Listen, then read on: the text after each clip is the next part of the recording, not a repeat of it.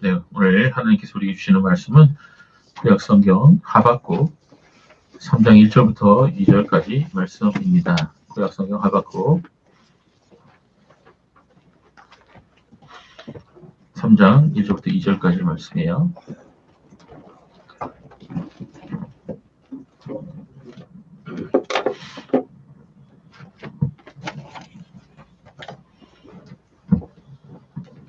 네, 구약성경 하박국 3장 1절부터 2절까지 말씀을 좀 더 돌려드리겠습니다. 1304쪽입니다. 제가 했습니다.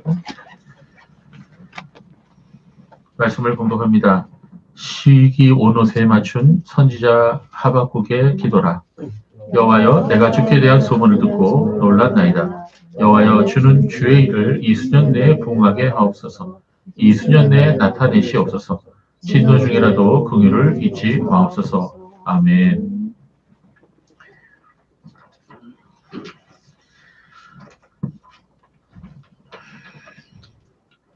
네, 우리가 요사이 이스라엘 역대 왕들의 생애를 살펴보고 있죠. 북왕국 이스라엘과 남왕국 유다 여러 왕들이 있었습니다. 네, 그들 중에는 하나님을 경외하고 백성들을 사랑한 훌륭한 왕들도 있었지만 대부분의 왕들은 우상숭배를 하고 또 수많은 악행들을 저질렀습니다. 그들이 삶과 생애를 통해서 우리가 배워야 할 부분은 배우고 또 반면교사로 삼아야 할 사람은 우리가 본받지 말아야겠습니다. 자, 이런 많은 왕들의 모습을 보면서 또 한번 느끼는 것이 있습니다. 그것은 바로 어머니의 영향력이 얼마나 큰 것인가. 그것을 다시 생각하게 됩니다. 이스라엘 역대 왕들은 부인이 한 명이 아니었습니다. 여러 부인이 있었습니다. 그래서 아버지 왕의 영향력보다는 자신의 친어머니가 누구냐에 따라서 그들의 영적 상태와 인격적인 모습이 바로 그 어머니로부터 결정적인 영향을 받게 된다는 것을 우리가 알 수가 있습니다. 제가 이전에 여인의 영향력에 대해서 말씀드린 적이 있죠. 여인은 겉으로 보기에는 남자보다 연약한 것 같지만 사실은 그렇지가 않습니다. 무엇보다 여인은 남자들에게 영향을 미치고 있다는 것입니다. 결혼해서는 남편에게 영향을 미치고 자녀들을 낳아서는 그 자녀들에게 인격 형성과 신앙교육에 있어서 그 누구보다도 절대적인 영향을 미치는 것이 바로 여인들입니다. 그렇다면 한 국가의 왕의 부인이 된다면, 그 왕의 친어머니가 된다면 그 왕 한 사람뿐만 아니라 국가 전체에 영향을 끼칠 수도 있다는 말이 됩니다. 그런데 이 영향력이 선한 영향력이 되어야 하는데 그렇지 아니하고 악한 영향력이 될 때 문제가 되는 것입니다. 우리는 아합 왕의 부인 이세벨이나 또 그 딸 아달랴를 통해서 얼마나 이스라엘이 무너지고 망가지는지 우리가 그 신뢰를 보았습니다. 우리는 지난 정권에서 또 그런 실체를 보았습니다. 우리나라를 대표한다는 한 여인이 가는 곳마다 상식 이하의 행동과 말을 하고 외교적인 결례를 범하고 남편보다 앞서서 행동하는 등 많은 이들의 눈살을 찌푸리는 그런 행동을 하였습니다. 그야말로 세기의 민폐녀였던 것이죠. 정수기의 전성시대가 5년으로 끝났으니 말이지 정말 끔찍한 날들이었습니다. 자, 우리 여성 성도님, 자녀들을 복된 하나님의 사람으로 키우시기를 바랍니다. 물론 남자들에게도 책임이 있어요. 그러나 여성들이 끼치는 영향력이 훨씬 더 크다는 걸 우리는 알아야 됩니다. 자, 그런데 요사이 신문이나 뉴스에 나오는 기사를 보면 어쩌죠? 이러한 이세벨이나 아달랴 같은 그런 여인들의 악행들이 많이 보도가 되고 있습니다. 저는 여성을 비하하려고 이런 말 하는 게 아닙니다. 본래 연쇄살인, 강간, 시체 손상, 유기, 또 사기 뭐 이런 행동들은 거의 다 남자들이 저질러왔던 범죄들이 아닙니까? 그런 어찌된 모양인지 지금은 여성들의 끔찍한 행동들이 더 많이 나오는 것 같습니다. 그것도 더 잔인하고 더 무서운 방법을 사용하고 있습니다. 역사적으로 여성들이 더 타락하고 문란하고 악행을 저지르는 시대가 되면 얼마 있지 않아서 나라가 망하거나 아니면 커다란 전쟁이 일어나곤 했습니다. 이 말을 오해하지 마십시오. 본래 여성들은 남성들보다 모성애가 있어서 극악무도한 행동을 잘 하지 못합니다. 그런데 여성들이 이처럼 악해진다는 것은 그 시대가 그만큼 타락했다는 그 증거인 것입니다. 구약성경 에스라 9장을 보면 하나님의 사람 에스라의 회개 기도하는 장면이 나옵니다. 그 내용을 자세히 살펴보면 에스라가 자신의 개인의 회개 기도를 하는 게 아니에요. 그 당시 사람들의 죄에 대해서 에스라는 마음 아파했습니다. 그리고 하나님 앞에 엎드려 회개하고 주님 용서를 구하는 기도를 드렸다는 것입니다. 그런데 그 당시 사람들이 어떤 죄를 지었느냐? 하나님 앞에서 지은 대표적인 죄가 다름 아니라 이방 사람들과 결혼했다는 죄. 자, 오늘 살아가는 우리들에게는요, 민족이 다르고 문화가 다른 사람하고 결혼하는 게 뭐가 문제냐? 종교가 다른 사람하고 결혼하는 게 뭐가 문제냐? 이렇게 우리가 얘기할 수 있어요. 그러나 구약을 자세히 살펴본 사람이라면 이스라엘 백성으로서 이방 민족과 결혼하는 것이 얼마나 하나님 앞에서 큰 죄악인 줄을 우리가 알 수가 있습니다. 결국 그 이방인 배우자로 하여금 말미암아 그 배우자로 말미암아 하나님을 섬기는 믿음에서 떠나게 된다는 것이죠. 그러한 예가 이스라엘 역사에 수없이 많이 있었습니다. 대표적으로 솔로몬 왕이 그랬죠. 솔로몬이 어떤 사람이죠? 지혜나 부귀에 있어서 그 왕을 뛰어넘을 수 있는 사람이 없었습니다. 뿐만 아니라 그는 하나님 앞에서 열심 있는 신앙인이었어요. 그는 구약의 잠언의 일부와 전도서를 하나님의 성령의 영감을 받아 기록했던 사람입니다. 그럼에도 불구하고 솔로몬은 이방 여인들과 결혼함으로 말미암아 그 여인들이 솔로몬을 타락시키는 결정적인 영향을 끼쳤던 것입니다. 북왕국 이스라엘 아하방도 그렇습니다. 아하방 자신이 본래 악하기도 했지만 페니케아에서 시집온 이방 여인 이세벨로 인해서 더욱 더 악한 왕이 되었습니다. 그래서 이세벨이 시키는 대로 이스라엘 전국에 있는 하나님의 사람들, 선지자들, 제사장들 다 잡아 죽였어요. 그리고 바알과 아세라를 섬기기 위해서 850명의 제사장을 따로 세웠던 것입니다. 그만큼 이방 여인과의 결혼은 그 인생 전체를 망하게 할 뿐만 아니라 파괴시키는 그런 영향이 있는 것입니다. 그리고 더 나아가 한 나라가 쇠락하고 그리고 커다란 불행에 빠지는 결과를 초래하였다는 것을 우리는 알게 됩니다. 성도 여러분, 하나님께서 하지 말라고 하시는 것은 안 하는 게 좋아요. 그게 바로 우리 인생에서 고생을 좀 덜하고 그리고 슬픔에서 우리를 지켜주는 그런 방법인 것입니다. 오늘은 506주년을 맞는 종교개혁 주일입니다. 매해 10월 마지막 주 주일날 지키고 있죠. 오늘이 그 주일입니다. 지금부터 506년 전 1517년 10월 31일 독일의 비텐베르크 대학에 구약과 히브리어를 가리키고 있었던 교수였던 마르틴 루터, 그 당시 34세의 젊은 신부였어요. 이 마르틴 루터가 당시 로마 카톨릭이 안고 있던 여러 가지 부패와 신학적인 문제들을 95개의 조항의 반박문에 다 실어서 비텐베르크의 성곽교회의 정문에다 붙였습니다. 루터는 이 95개 조항을 게시하고 교황청과 예의에 대한 논쟁을 하기를 원했습니다. 오늘날로 말하자면 대자보를 붙인 거죠. 그런데 젊은 신부 한 사람에 불과했던 마틴 루터가 그 당시 모든 권력의 최고봉이라고 할 수 있는 로마 교황청에 대해 논쟁을 벌였던 이유가 무엇이었을까요? 자칫 잘못하면 그 자신의 목숨과 그 가족의 목숨과 그 주위 사람들이 다 화형을 당할 수도 있는 그런 아주 위험한 행동이었습니다. 그럼에도 불구하고 마틴 루터는 그 당시 로마 교황청과 교회와 사제들의 부패를 말하지 않을 수 없었습니다. 그 당시 로마 교회는 위로부터 교황으로부터 시작해서 아래로 맨 아래로 일개 무명한 신부까지 성적인 문제들, 재산 축적 그리고 온갖 부도덕한 문제들로 가득했었다는 것입니다. 하나님의 말씀인 성경인 라틴어로밖에 기록되어 있지 않아서 일반 대중들은 성경을 접할 수 있는 기회가 평생 한 번도 없었습니다. 오직 사제들과 교회 지도자들만의 소유가 되었던 것입니다. 이렇다 보니 일반 평민들은 성경을 접할 기회가 없으니 그 신앙이 어떻게 됐어요? 미신이 되는 거예요. 점점 미신적인 신앙이 되고 잘못된 교리에 의해서 신비적인 쪽으로 자꾸 흘러갔던 것입니다. 마틴 루터는 성경을 연구하다가 이것이 잘못돼도 한참 잘못되었다는 걸 깨닫습니다. 그래서 그는 그 당시 로마 카톨릭의 교리와 신학과 교회 지도자들의 모습이 너무나 문제가 있음을 깨닫고 자신의 목숨을 걸고서라도 95개 조항에 그 자신의 생각을 항변을 했던 것입니다.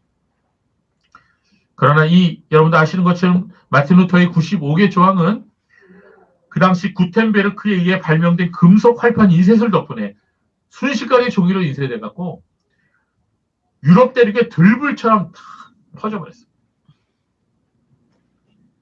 그동안 로마 카톨릭의 부패에 대해서 참고 있었던 많은 귀족들과 평민들이 이 마틴 루터의 95개 조항을 읽고 분연히 일어났습니다.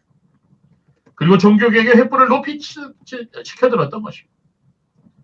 바로 이 종교개혁 운동으로 인해서 오늘날 우리가 몸담고 있는 이 개신교가 프로테스탄트라고 그러죠. 개신교가 탄생하게 되었던 것입니다.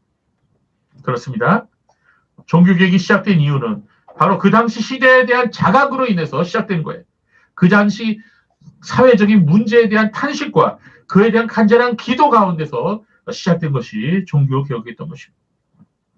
성도 여러분, 우리 그리스도인들은요, 시대를 분별할 줄 알아야 돼요. 우리가 살아가고 있는 시대가 지금 제대로 가고 있는지, 우리가 몸담고 있는 교회가 지금 바로 가고 있는지, 그거를 분별할 수 있어야 됩니다. 나만 잘 먹고, 나만 잘 살면 그만이다. 이런 생각을 가지는 거는요, 어리석은 부자와 똑같은 거예요. 여러분, 오늘날은 어떻습니까? 오늘날은 마틴 루터가 살았던 그 당시 사회와 비교해서 어떻습니까?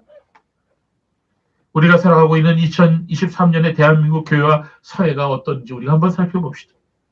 종교개혁 당시와는 비교할 수 없을 정도로 놀라운 과학적인 발전이 이루어졌죠. 그러나 교회와 신학과 교인들의 삶은 종교개혁 당시보다 더 많이 타락하고 더 많이 병들어 있습니다. 당시 종교개혁을 주장하는 많은 사람들이 이런 말을 했어요. 성경으로 돌아가자. 성경으로 돌아가자. 오직 성경만이 우리 신앙의 기준이다. 솔라 스크립토라 이렇게 외쳤어요. 그 당시 로마 카톨릭 교회가 너무나 성경과 동떨어져였고 그것이 모든 문제의 시작이었던 것입니다. 마찬가지로 오늘날 교회의 모습이 이처럼 세속화되고 타락한 것도 그 당시와 마찬가지로 성경으로부터 벗어났기 때문인 것입니다. 그러나 오늘날 우리가 성경으로 돌아가자고 외치면요. 그 말을 종교개혁 당시와 똑같이 이해하지 않습니다. 왜냐하면 500년 동안 기독교 신학과 교리가 이 성경으로 돌아간다는 이 말의 의미를 너무나도 다양하게 이해하고 해석해 왔기 때문인 것입니다. 성경은 똑같은데 이 성경을 저마다 다른 각도로 이해하고 해석하여 왔다는 것입니다. 마귀 사단은요, 500년 동안 이 교회 안에 엄청난 작업을 벌여왔습니다. 마틴 루터 이전에는 성경을 일반 교인들로부터 떼놓았다면 지금은 성경을 누구나 접할 수 있어요. 예, 성경이 막 한 가정에도 뭐 몇 권씩 돌아다니고. 그러나 오늘 성경에 대한 잘못된 신학과 교리와 인문학과 철학을 통해서 성경의 진리를 왜곡시켜서 사람들로 하여금 성경을 잘못 이해하도록 만드는 거예요. 지금 그게 지금 마귀의 전략입니다. 이제는 어디를 가나 성경책을 쉽게 살 수 있고 구입할 수 있고 그것도 수십 가지 번역으로 되어 있죠. 유튜브를 보면 얼마나 많은 설교들과 성경 공부 콘텐츠가 있는지 모릅니다. 서점마다 도서관마다 수많은 신학책들과 신학서적들이 쌓여있죠. 지금 우리가 살아가고 있는 시대 대한민국 기독교가 그래요. 통역 속의 빈곤이라고 하는 말이 있는 것처럼 홍수가 나서 물은 여기저기 가득한데 마실 물이 없다는 거예요. 다 오염된 물이에요. 목사들이 차고 넘쳐요. 목사 귀한 줄 몰라요. 그러나 정작 하나님의 말씀다운 말씀이 만나기 어려운 그런 시대가 되었습니다. 그래서 교인들의 성경 지식이 더욱 형편없어지고 잘못된 방향으로 왜곡되어 있는 것입니다. 그로 인하여 삶은 더욱 엉망이 되어버린 것입니다. 요사이 떠들썩한 연예인 마약 사건 여러분 아시죠? 그 중심에 누가 있습니까? 이성균 씨. 그 목소리 좋은 이성균 씨. 그는 자신이 기독교인이라고 말했어요. 여러 번 얘기했습니다. 자신이 배우가 되었던 이유도 교회에서 연극하다가 배우가 되었다 그랬어요. 그런 소위 기독교인이 마약을 하고 온갖 추문으로 사람들의 손가락질을 받고 있습니다. 이게 그 사람뿐만일까요? 앞으로 또 어떤 소위 기독교인이라고 하는 사람이 또 그런 추문에 휘말리게 될까요? 이성균 씨 사건은요, 오늘 한국 교인들의 모습을 단면적으로 보여주는 그런 모습이라고 할 수 있는 거예요. 여러분이 남의 일이 아닙니다. 만약에 여러분 자신이, 제 자신이 하나님 말씀에 바로 서지 못하면 우리도 언젠가는 유세할 수 있어요. 돈 좋죠, 좋죠, 돈 좋죠, 명예 좋죠, 유명해지는 건 좋죠. 그러나 위험한 것입니다, 그게. 하나님 없이 돈이 많아지고, 하나님 없이 명예 있어지고, 유명해지면, 그게 바로 우리에게 독이 되는 거예요. 여러분, 무엇이 잘못된 것인가요? 잘못 배운 거죠. 잘못 배운 겁니다. 여러분, 잘 들으세요. 여러분이 제가 주부에 끼워놓었던 말씀 간지를 보시면서 말씀을 들으시면 도움이 될 겁니다. 거기에 여러분 그대로 기록해 놨습니다. 여러분, 이거는 굉장히 중요한 그런 명제입니다. 여러분, 바른 삶은 어디에서 나올까요? 바른 삶은 바른 신앙에서 나오는 거예요. 즉, 이성균 씨뿐만 아니라 이런 문제 있는 그런 모습이, 그런 삶의 모습이 신앙이 잘못돼서 나온 거라는 거예요. 그렇다면 바른 신앙은 어디서 나오는 걸까요? 바른 신앙은 바른 신학과 바른 교리에서 나오는 거예요. 그리고 그 바른 신학과 교리는 성경을 바르게 이해하고 믿고 실천할 때 이루어지는 것입니다. 그럼 우리가 성경을 읽을 때 바르게 읽어야 됩니다. 바르게 이해해야 됩니다. 하나님께서 성경을 우리에게 기록하여 주실 때 우리에게 본래 하고자 하셨던 그 말씀 그대로를 우리가 알아들어야 하는 것이에요. 그래서 우리가 개혁주의 신학과 교리를 중요시하는 것이죠. 종교개혁 사건은 지금부터 506년 전에 일어났지만 종교개혁은 이스라엘 역사와 그리고 교회사 속에서 끊임없이 계속 일어났습니다. 여러분, 종교개혁이란 무슨 거창한 말이 아니고요. 잘못된 신앙과 잘못된 삶으로부터 돌이키는 걸 말해요. 여러분, 종교개혁을 영어로 뭐라 그러죠? 영어로 뭐라 그래요? 꼭 적혀 있어요. 리포메이션이라고 그러죠. 예. 리포메이션이라고 그래요. 이 리포메이션은 원래 어디서 나왔어요? 리폼에서 나온 거 아닙니까? 리폼. 리폼이 영어로 무슨 뜻이에요? 고치다는 것이죠. 수선하다. 잘못된 것을 뜯어 고치는 거예요. 우리가 살면서 입은 옷이 더러워지면 어떻게 되죠? 빨래해서 빨아서 깨끗하게 해야 되죠. 그 옷이 찢어지거나 헤어지면 어떻게 돼요? 버립니까? 요새 하도 우리나라에 옷이 많아갖고 요새 너무나 우리나라 옷이 많아갖고 그 아무도 안 입어서 뭐 몇십 킬로에 뭐 몇백 원 이렇게 하고 해외에다 판대 아닙니까? 여러분, 옷이 찢어지거나 헤어지면 수선을 해서 입으면 되는 거죠. 이게 종교개혁이에요. 끊임없이 잘못된 것을 깨닫고 그것을 고쳐나가는 것. 그게 바로 종교개혁입니다. 하나님의 말씀으로부터 성경의 권위를 회복하려고 하는 신학체계를 개혁신학이라고 말합니다. 그걸 영어로 Reformed Theology라고 해요. 개혁신학. 바로 그렇게 하나님 말씀을 배우고 실천하고 전하라고 하는 교회가 바로 개혁교회, Reformed Church라는 겁니다. 우리는 이렇게 하나님 말씀에 의해 날마다 새롭게 되는 삶을 살아가는 성도가 되어야 됩니다. 그 성도가 바로 Reformed Christian이에요. 이스라엘 역대 왕들 중에 하나님을 경외하고 선을 행했던 왕들은 모두가 다 종교개혁을 단행했어요. 어떤 왕은 하나님께 드리는 제사와 율법에 명시된 절기를 하나님 말씀대로 잘 지키도록 했습니다. 사람들이 하나님을 등지고 우상을 숭배하면서 하나님께 드리던 제사를 소홀히 하였어요. 절기를 지키지 않았어요. 그러한 것들을 하나님을 잘 믿는 왕들은 다시 회복시켰습니다. 제대로 절기도 지키고 제사를 바르게 지내도록 했습니다. 오늘날로 얘기하자면 예배의 회복을 한 거죠. 여러분, 잘 들으세요. 신앙이 병들면 어떻게 되는지 아세요? 여러분의 신앙이 지금 병들었는지 안 들었는지 뭘로 판단할 수 있는지 알려 드릴게요. 신앙이 병들면 예배가 싫어집니다. 이건 분명해요. 예배 드리는 것을 어떻게 해요? 부담스러워해요. 빼먹고 싶어요. 예배를 드려도 대충 빨리 해치워버립니다. 어느 교회 남성교회 모임에서 이런 일이 있었어요. 한 집사가 이런 말 해요. 우리 빨리 예배 해치워버리고 빨리 재밌는 시간 가집시다. 명색이 집사들 모임이니 교회 행사이니까 신앙 양심상 예배는 드려야 되겠고, 그러나 예배 드리는 것이 기쁘지 않고 부담스러웠던 것이죠. 그런 말이 나오죠. 여러분, 예배가 빨리 해치워버려야 될까요? 그러나 우리 인간은 원래 본성상, 타락한 우리 인간의 본성상 예배 드리는 걸 부담스러워하는 거예요. 교회 다니는 많은 사람들이 예배 알레르기 보입니다. 한국 교회는 그놈의 예배, 어찌 예배가 그리 많은가, 뭐 이런 말을 하는 사람들이 있어요. 그런 사람들 보면은요, 교회 오는 목적이 뭐냐? 당신이 왜 교회 다녀? 이렇게 물어보면, 교회 가서 사람들 만나고 교제하고 맛있는 거 먹고, 뭐 프로그램 재밌는 거 있는데 그런 거 하는 거, 그거 좋지 않아요? 그게 목적이에요, 교회? 교회 오는 목적이 그겁니까? 어떤 사람은 이런 얘기를 합니다. 예배를 옛날식으로 고리타분하게 드리지 말고 좀 재미있게 드리십시오. 예배에 좀 이렇게 춤도 치고, 또,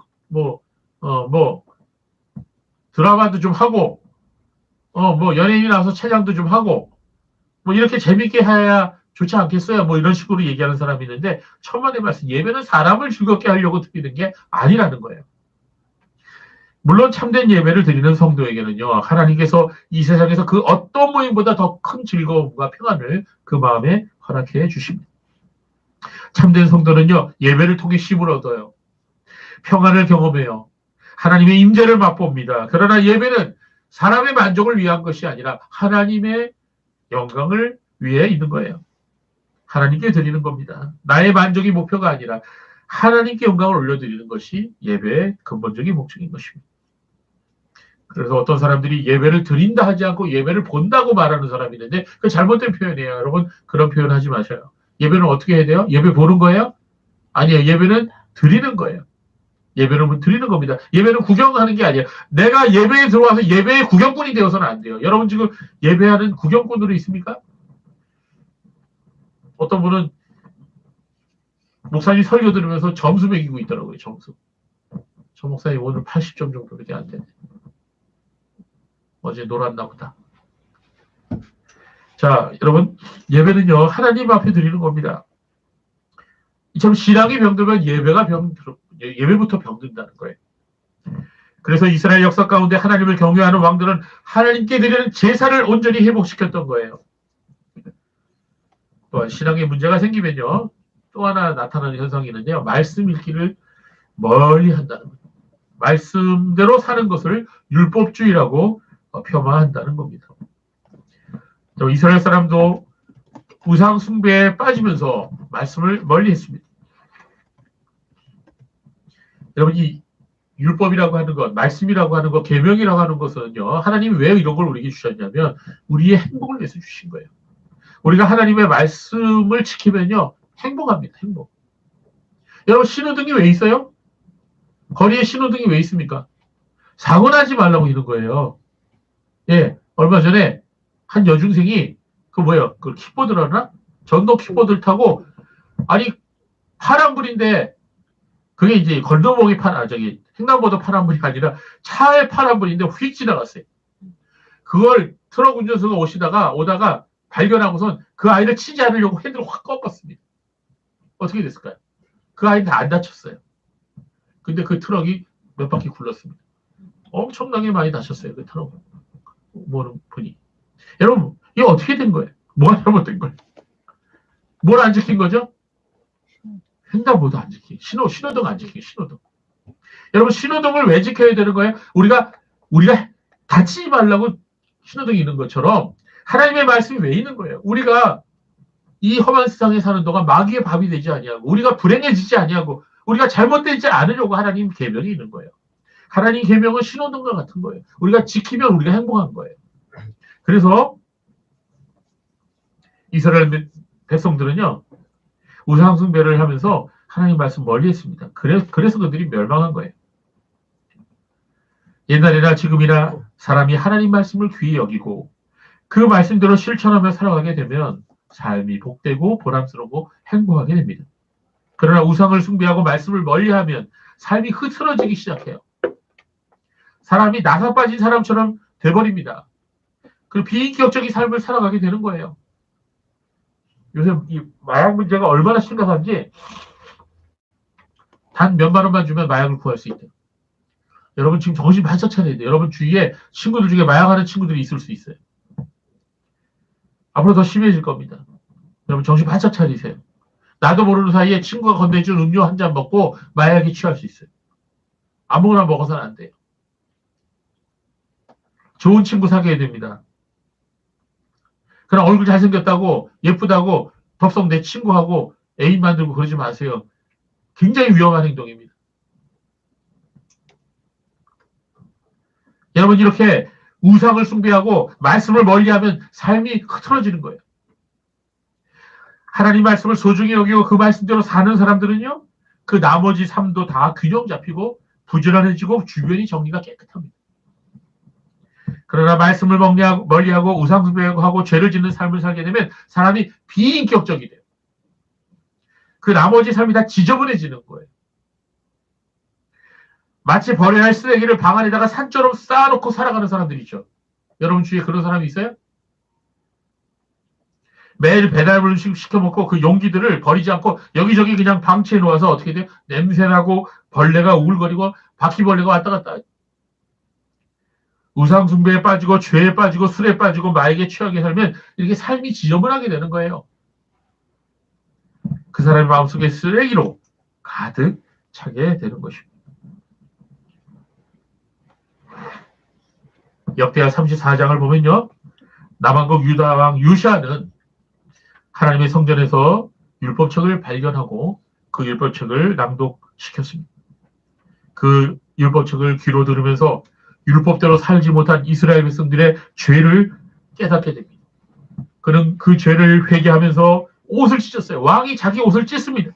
역대하 34장 19절 말씀 같이 읽을까요? 시작. 왕이 율법의 말씀을 듣자 곧 자기 옷을 찢더라. 자, 유대인들이 옷을 찢는 행위는요. 분노와 극한 감정을 말로 표현할 수 없을 때 하는 행동이에요. 자, 여러분들 다음부터 화를 내지 마시고 옷을 찢으십시오. 여러분 에스라도 옷을 찢었습니다. 에스라는 자신들의 조상들이 우상 숭배의 죄를 져서 어떻게 됐죠? 바벨론으로 포로로 끌려갔죠. 그러다가 하나님의 은혜로 70년 만에 다시 돌아옵니다. 그리고 성전을 다시 재건하고 건축하고 그리고 예루살렘 성을 다시 쌓습니다. 그런데도 불구하고 그 당시 사람들이 아직도 정신을 차리지 못하고 하나님의 계명을 어기고 살아가고 있는 그런 모습을 보면서 충격을 받았습니다. 우리 에스라 9장 1절에 3절 말씀을 같이 읽어보겠습니다. 시작. 이 일 후에 백성이 내게 나와 이르되 이스라엘 백성과 지사람들과 레위 사람들이 이 땅 백성들에게서 떠나지 아니하고 가나안 사람들과 헷 사람들과 브리스 사람들과 여부수 사람들과 암몬 사람들과 모압 사람들과 애국 사람들과 아모리 사람들의 가증한 일을 행하여 그들의 딸을 맞이하여 아내와 멜리로 삼아 거룩한 자손이 그 지방 사람들과 서로 속이게 하는데 방배들과 보관들이 이 죄에 더욱 으뜸이 되었다 하느니라. 내가 이 일을 듣고 속옷과 겉옷을 찢고 머리털과 수염을 뜯으며 기가 막혀 앉으니. 요시아 왕도 그랬고 에스라도 그랬습니다. 가슴속 깊은 곳에서 나오는 탄식과 죄에 대한 분노로 인하여 옷을 찢었던 거예요. 그런데 이런 이 옷을 찢는 행위도요. 후대로 가면서 점점 형식적이 돼버려요. 그 바리새인들은 하나님의 뜻을 행하지도 않으면서 그저 그 자신의 생각에 맞지 않으면 옷을 찢는 그런 행동을 했습니다. 그래서 하나님께서는 이렇게 선지자를 통해서 말씀하셨죠. 요엘 2장 13절 말씀 같이 읽어보겠습니다. 시작. 너희는 옷을 찢지 말고 마음을 찢고 너희 하나님 여호와께로 돌아올지어다. 그는 은혜로우시며 자비로우시며 노하기를 더디하시며 이내가 크시사 뜻을 돌이켜 재앙을 내리지 아니하시나니. 겉으로 옷만 찢지 말고 너희의 마음을 찢으라는 거예요. 여러분 마음을 찢는다는 말씀의 의미가 뭘까요? 그거는 진심으로 회개하고 잘못된 것을 고치라는 거예요. 여러분 진정한 리포먼드 처치, 리포먼드 크리스찬이 되려면 이렇게 마음을 찢어야 돼요. 회개해야 돼요. 내가 진정으로 회개하려면 어떻게 해야죠? 내 문제가 무엇인지 알아야 회개하죠.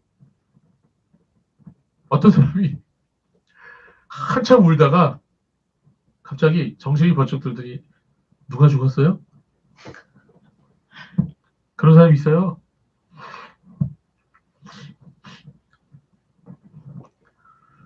누가 죽었는지도 모르고 우는 사람처럼 내가 뭘 잘못했는지 알지 못하면 어떻게 회개합니까? 내가 진정으로 회개하려면 내 문제가 무엇인지 깨달아야 합니다. 사람은 교만하고 나태해서 자기 자신의 문제가 무엇인지 스스로 깨달을 수가 없는 거예요. 그럼 우리가 어떻게 내 자신의 문제를, 내 자신의 죄악을 깨달을 수가 있을까요? 그것은 하나님 말씀에 비춰볼 때만 알 수 있어요. 그래서 말씀을 읽으라는 거예요. 여러분 말씀 읽으세요. 말씀을 읽다 보면요. 나의 죄가 뭔지를 알게 돼요. 내가 얼마나 하나님 앞에서 큰 죄를 범했는지, 내 인생 그동안 얼마나 잘못 살았는지 알게 돼요. 그래서 우리가 말씀을 읽다가 우리가 회개하는 거예요. 우리가 리포음드 크리스찬이 되려면 말씀을 통한 자기 성찰이 반드시 필요합니다. 말씀을 읽지 않으면 자기가 뭐가 잘못되는지 모른다는 거예요. 성경은 이처럼 자신들이 살아가고 있는 시대의 문제점들을 인식하고 자신들의 잘못을 깨닫고 진정으로 회개했던 그런 성도들이 많이 나옵니다. 에스라 9장은 바로 이러한 에스라의 회개를 자세하게 보여주고 있습니다. 우리 다시 한번 에스라가 어떻게 회개했는지 볼까요? 9장 4절에서 6절 말씀을 보겠습니다. 시작.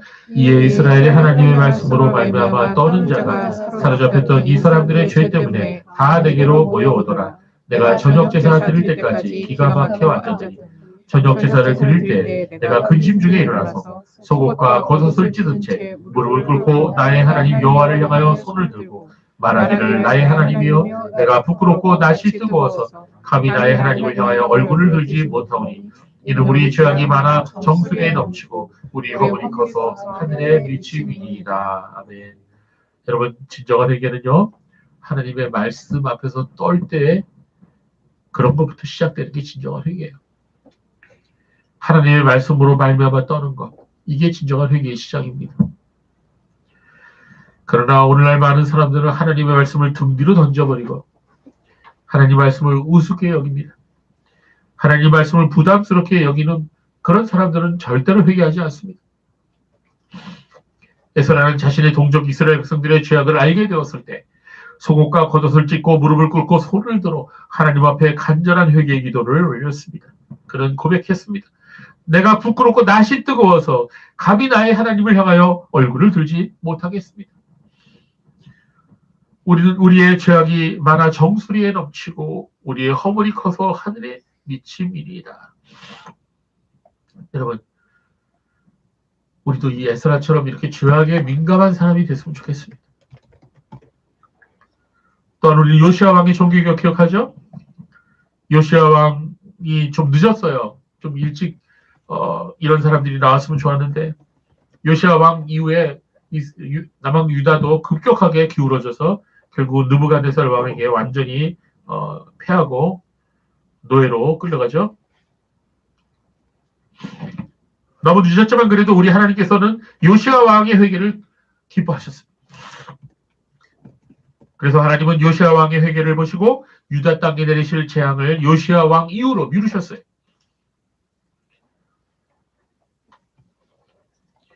역대하 34장 26절 27절에 보면 주님이 말씀하십니다. 너를 보내어 여호와께 묻게 한 유다 왕에게 너희가 이렇게 전하라. 이스라엘 하나님 여호와께서 이같이 말씀하시기를 내가 들은 말을 의논하건대 내가 이곳과 그 주민을 가리켜 한 말을 내가 듣고 마음이 연약하여 하나님 앞 곧 내 앞에서 겸손하여 옷을 찢고 통곡하였으므로 나도 내 말을 들었노라. 여호와가 말하였느니라. 여러분 종교개혁을 다른 말로 표현하자면 부흥이라고 말할 수가 있어요. 근데 우리나라 교인들은 이 부흥이라는 단어를 들으면 어떻게 생각합니까? 뭐가 생각나요, 여러분? 부흥해라. 소리 질러 기도하는 거, 울고 가슴치고 방언하고 바닥에 뒹구는 그런 모습이 생각나죠. 그러나 그런 모습은 부흥과는 아무 상관도 없어요. 그런 거는 진정한 부흥의 모습도 아니고 부흥 자체도 아닙니다. 여러분 부흥에서 빠지면 안 되는 그런 요소들이 있습니다. 그것은 회개입니다. 그리고 지속적인 기도입니다. 그리고 말씀의 회복으로 인한 삶의 변화입니다. 이게 빠지면 부흥이 아니에요. 이러한 모습이 한 개인에게가 나타나지 아니하고 많은 사람들에게 동시에 일어나게 되는 것을 우리는 부흥의 역사다 이렇게 말합니다. 그래서 부흥은 죄를 심각하게 자각하는 것으로부터 시작하는 거예요. 얼마 전 미국 켄터키주 윌머에 있는 에즈버리 대학교에서 2주간 동안 자발적으로 계속된 기도와 찬양 모임이 일어났습니다. 사람들이 이것을 보고 에즈버리 부흥운동이라 이렇게 말하였습니다. 여러분도 혹시 들어서 아시겠습니다. 이 모임은 2023년 2월 8일부터 시작되어 2주간 동안 계속되었습니다. 이 모임이 온 세계의 주목을 받았어요. 여러분 혹시 유튜브에서 그 장면을 보셨는지 모르겠습니다. 그러나 저는 이것을 부흥운동이라 말하고 싶지 않습니다. 진정한 부흥의 역사라면 회개가 있어야 됩니다. 삶의 변화가 있어야 됩니다. 부흥은 감정적인 고향을 말하는 것이 아닙니다. 사람들이 소리 지르고 큰 소리로 찬양하고 기도하는 것이 부흥이라고 오해해서는 안 됩니다. 아무리 큰 소리로 찬양하고 소리 지르고 사람들이 울어도 성령께서 역사하시는 부흥이 아니라면 그저 감정적인 그런 고향이라면 그 찬양 끝나고 나서 죄지러 가요. 부흥은 철저한 회개와 삶의 변화로 증명되어지는 거예요. 에즈버리 부흥이 아니라고 제가 말하는 이유 중에 하나는 거기에 동성애를 지지하는 사람들이 나와서 기도회를 인도하고 동성애 반대하는 티셔츠 입고 온 크리스찬들이 쫓겨났다는 거예요.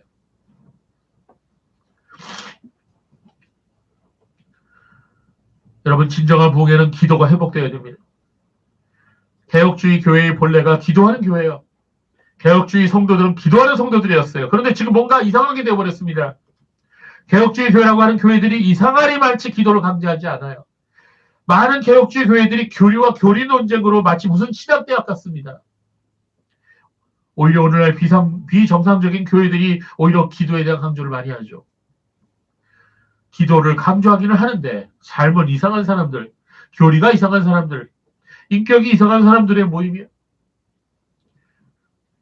그러나 그렇지 않아야 됩니다. 기도하는 삶은 성도의 삶에 있어서 그 중심이 되어야 됩니다. 사도들은 말씀과 기도와 삶이 조화롭게 풍성했던 그런 사역자들이었어요. 기도의 삶이, 기도하는 생활이 회복돼야 합니다. 그렇습니다. 어느 시대나 하나님의 사람들이 있었습니다. 하나님의 사람들은 그 어떠한 시대에 살았더라도 항상 깨어 있었습니다. 자신들이 살아가고 있는 시대가 무엇이 잘못되었는지를 알고 있었습니다. 그래서 그들은 자신과 자신들의 집안을 위해서 기도하고 나라와 민족을 위해서 기도했던 것입니다. 여러분 혹시 삼각산이라는 곳 아세요? 네이버에 검색해보면 저 양평에 어떤 산이 나와요. 삼각산이라고.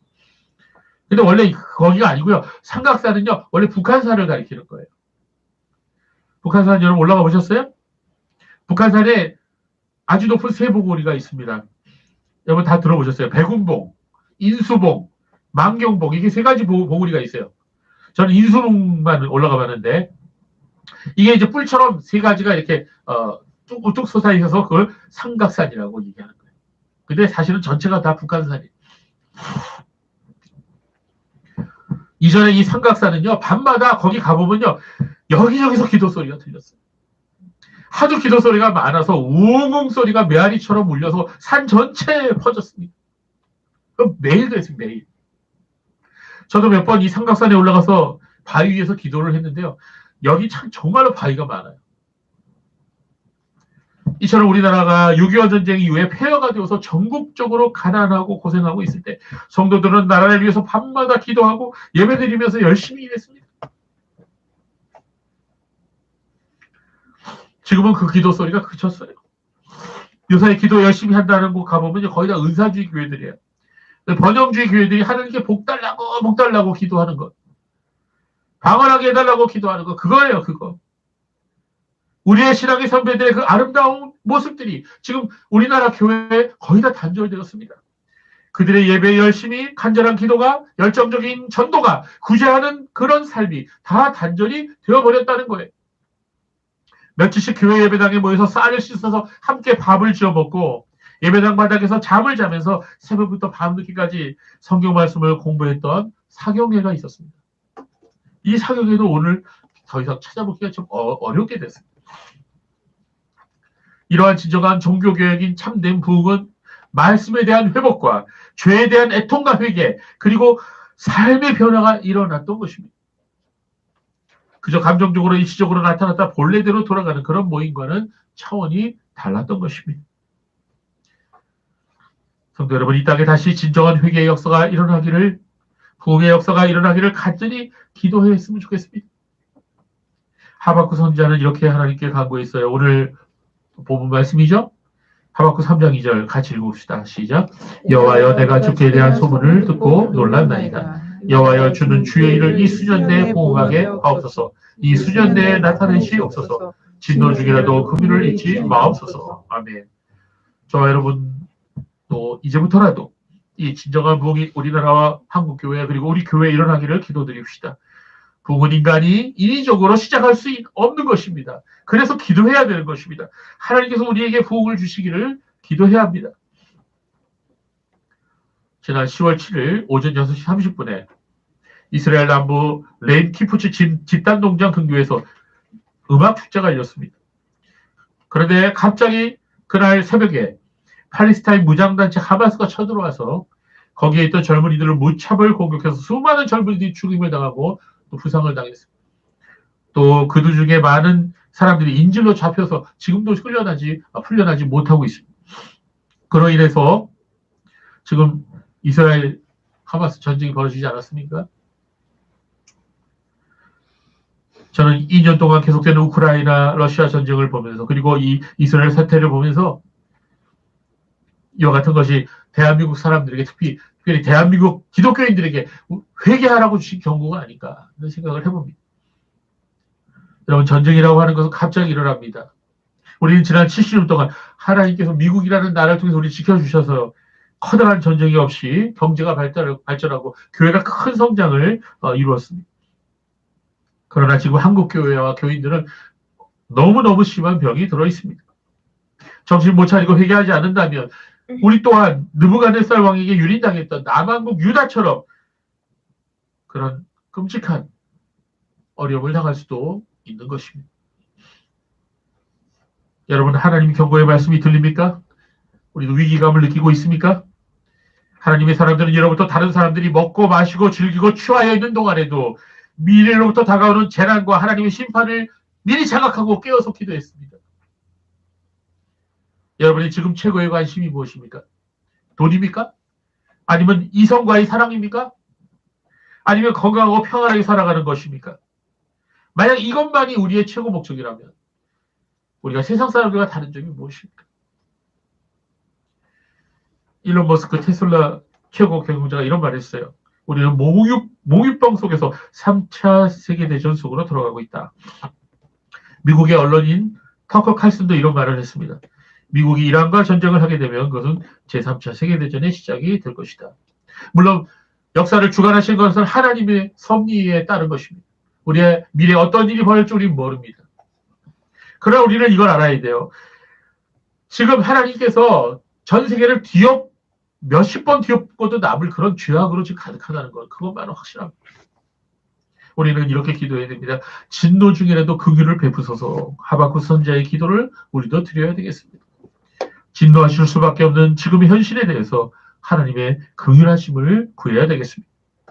성도 여러분, 우리가 민족과 나라를 위해 기도하기를 바랍니다. 내 자신의 죄 앞에서 철저히 회개하고 우리나라와 교회의 죄악에 대해 하나님께 긍휼을 구하고 용서를 구하는 기도를 해야 되겠습니다. 진정한 회개의 역사가 이 나라와 교회에게 일어날 수 있도록 진정한 복이 이 나라와 교회에 일어나기를 기도하기를 바랍니다. 기도하겠습니다.